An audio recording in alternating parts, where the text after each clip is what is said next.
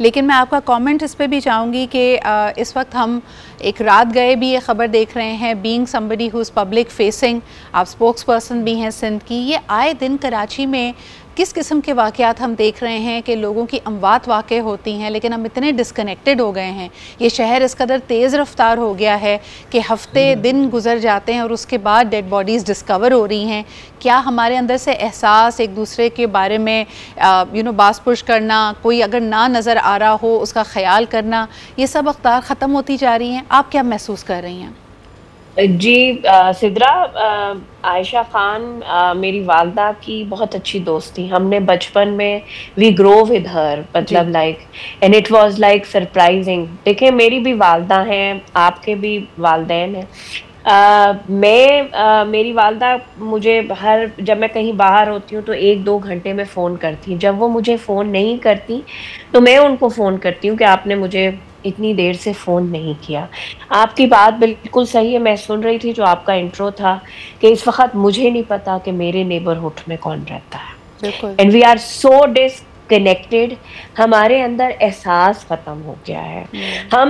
हम ये कहते हैं अगर बराबर वाले घर से शोर शराबे की, लड़ाई झगड़े की आवाज़ आती है तो हम कहते हैं छोड़ो छोड़ो, होगा उनका कोई फैमिली मैटर, हमें क्या करना है, हम क्यों जाके देखें। नहीं तो पहले जो हम कहते हैं ना कि वेस्ट से हम में ये फ़र्क था कि हम एज सोसाइटी रहते थे, एज फैमिली रहते थे।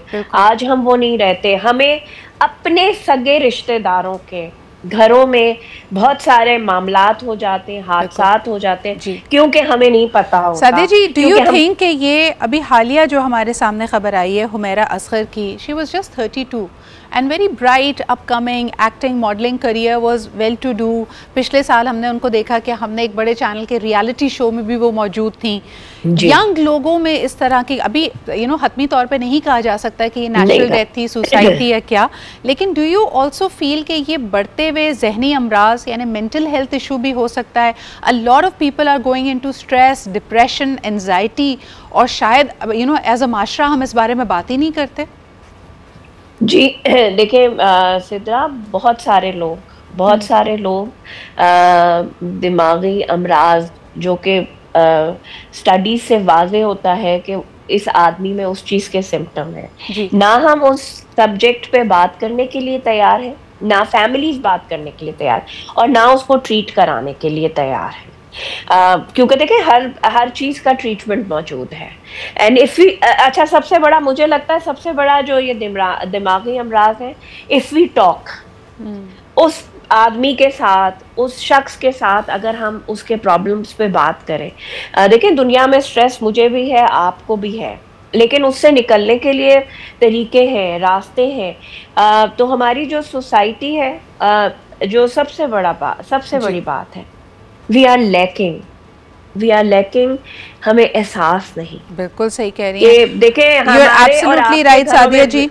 वक्त हमारे पास कम है, बस एक दफ़ा फिर दुआ ही कर सकते हैं कि अल्लाह ताला इन तमाम लॉस्ट सोल्स को, जो भी इनकी वजूहात बनी, इनके अल्लाह ताला ने आखिरी लम्हात भी आसान किए हों, अगली मंजिलें भी आसान करें, और इनके लवाहिकीन को अल्लाह ताला सब्र जमील अता करे। इट इज़ वेरी डिफ़िकल्ट, ज़िंदगी में हम अक्सर औकात कतई ताल्लुक़ हो जाते हैं और फिर अफसोस करते हैं कि क्या वजह थी कि हम एक दूसरे से जुड़ ना पाए, एक दूसरे की खबरगिरी हमने नहीं की।